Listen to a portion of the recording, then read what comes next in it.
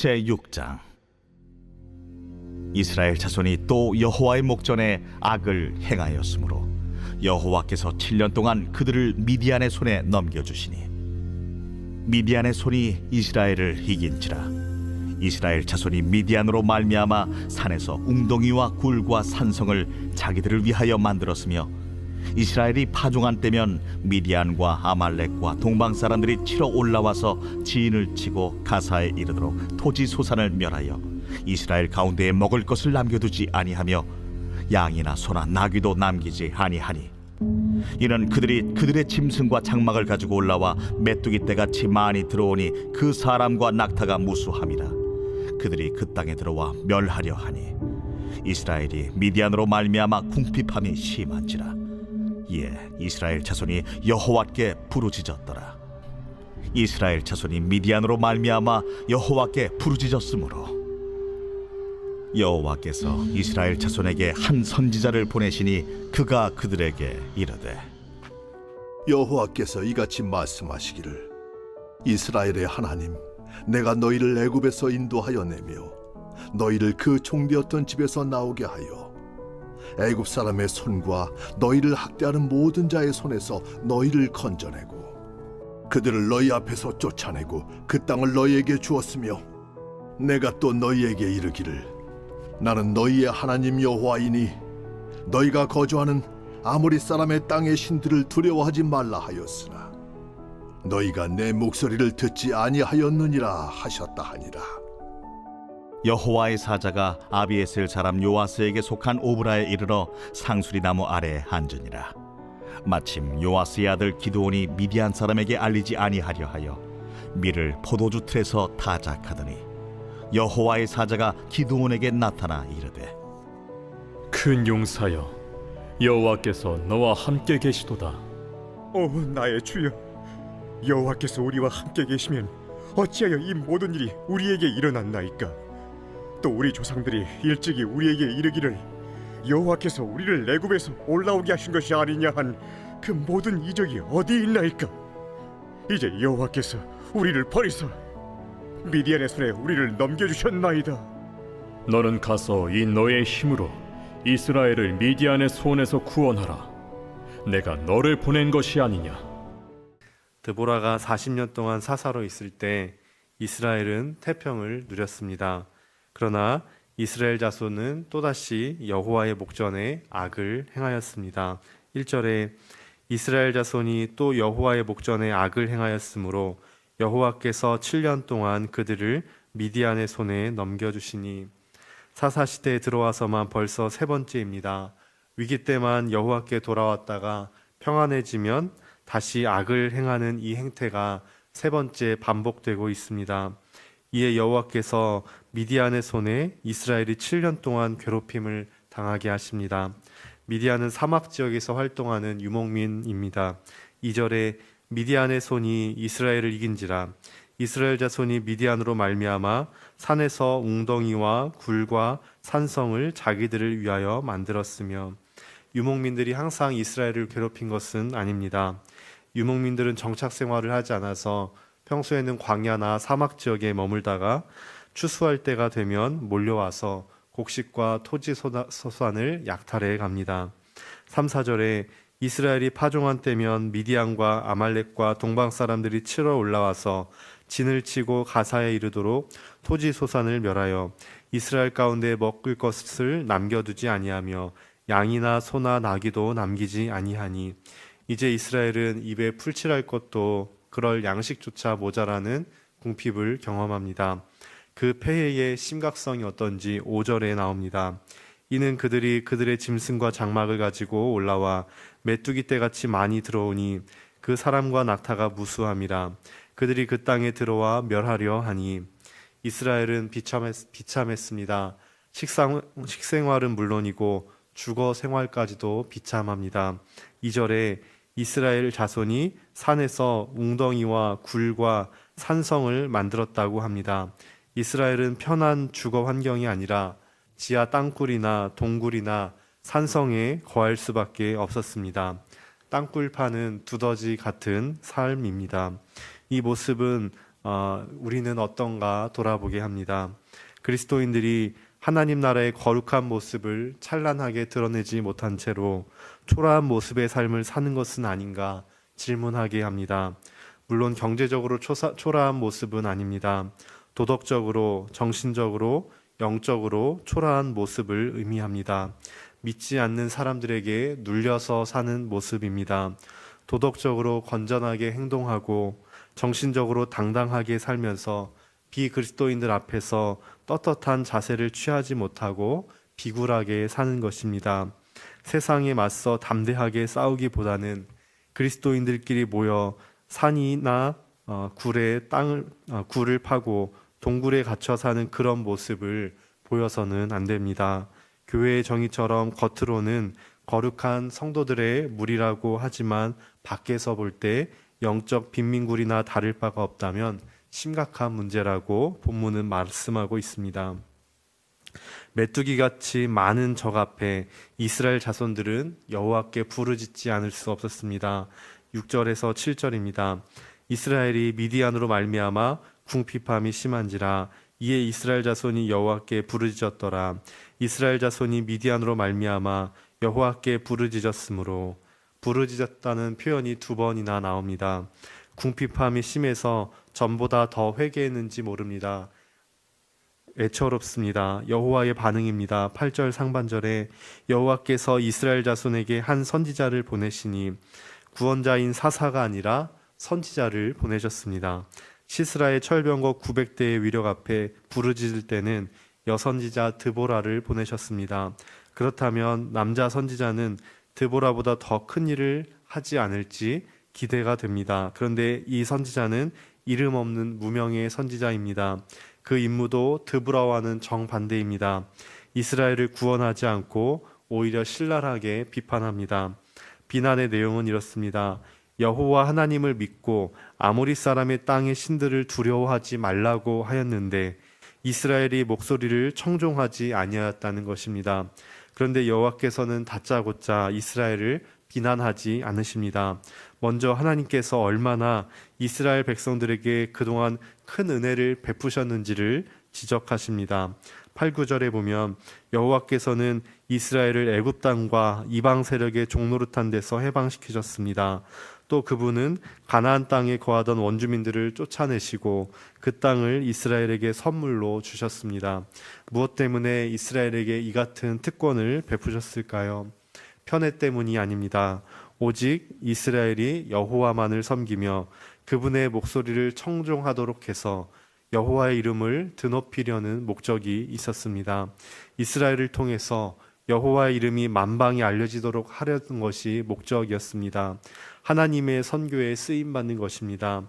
이게 이스라엘의 사명입니다. 그런데 이스라엘은 이 사명을 잘 감당하기보다는 그저 자신의 삶에 푹 빠져 살았습니다. 이에 여호와께서 이스라엘을 책망하십니다. 10절에 내가 또 너희에게 이르기를 나는 너희 하나님 여호와이니 너희가 거주하는 아모리 사람의 땅의 신들을 두려워하지 말라 하였으나 너희가 내 목소리를 듣지 아니하였느니라 하셨다 하니라. 사명은 팽개치고 가나안인들에게 동화되어 살았습니다. 사명은 있고 세상의 가치와 문화에 동화됩니다. 세상이 섬기는 신을 같이 섬기면서 가나안인들처럼 그저 삶을 행복하게 누리려는 모습으로 변해간 것입니다. 그러니 여호와께서 책망하지 않으실 수 없습니다. 이스라엘 부르짖음에 즉각 구원자를 보내시지 않고 선지자를 보내서 책망하시는 마음, 여호와의 분노가 어느 정도일지 가늠하게 됩니다. 저와 성도님들께서도 내가 하나님의 자녀이고 나의 삶을 통해 주변의 사람들이 하나님을 보도록 해야 한다는 사명을 기억하고 계신지요? 아니면 그저 아무 목적도 없었던 것처럼 세상에 동화되어 가고 계신지요? 우리가 부르짖을 때 여호와의 꾸지람을 듣지 않게 되기를 기도합니다. 그 후 드디어 사사가 등장하는데 그 유명한 사사 기드온이 모습에 나옵니다. 기드온은 칼 한 자루 없이 300명의 군사만으로 이 미디안들을 몰아낸 전설적인 사사입니다. 그가 얼마나 탁월한 지도자였는지 이스라엘 백성이 왕이 되어달라고 요청하기도 했습니다. 그렇다면 기드온이 이토록 탁월한 지도자가 된 이유는 무엇일까요? 지도력을 타고난 것이 아닙니다. 특별한 교육을 받았을지요. 기드온은 처음 소개되는 11절 12절을 보면 그렇지 않다는 것을 알 수 있습니다.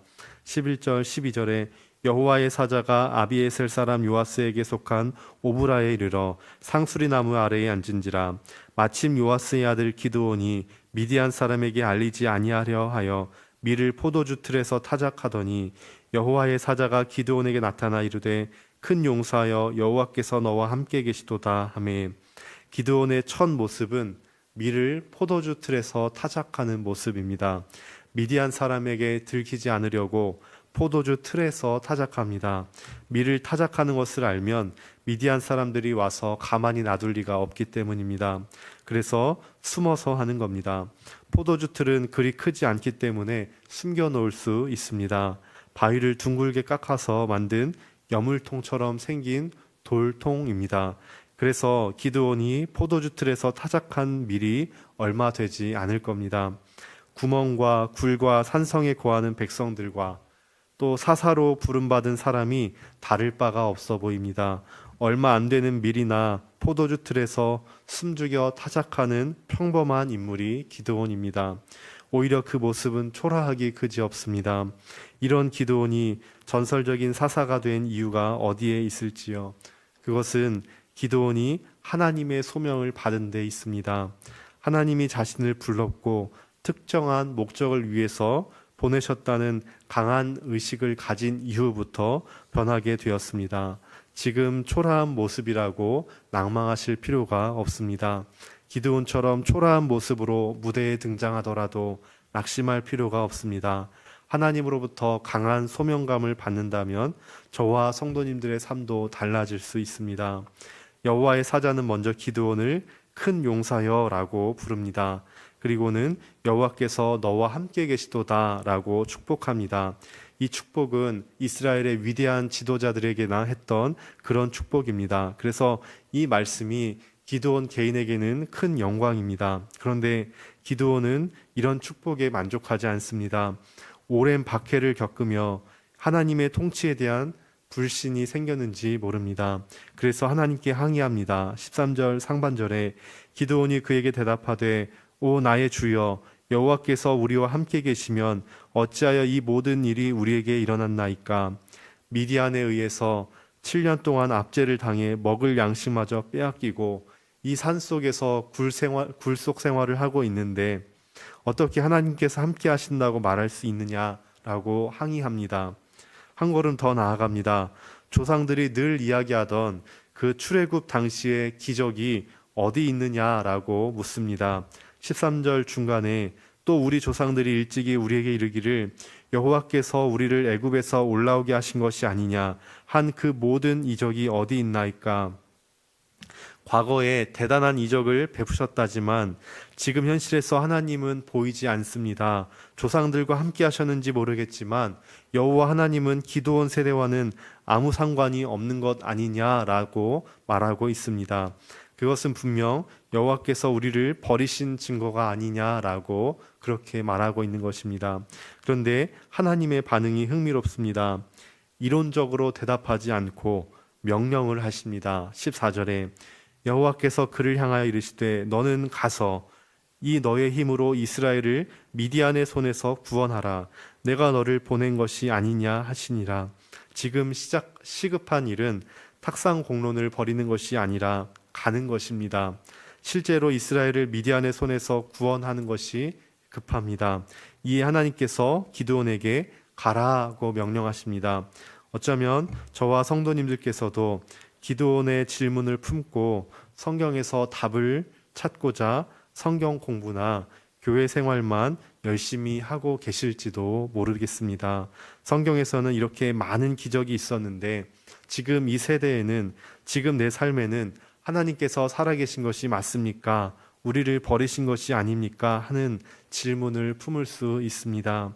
어쩌면 시급한 것은 탁상 공론이 아니라 가라는 하나님의 말씀에 순종하는 것입니다.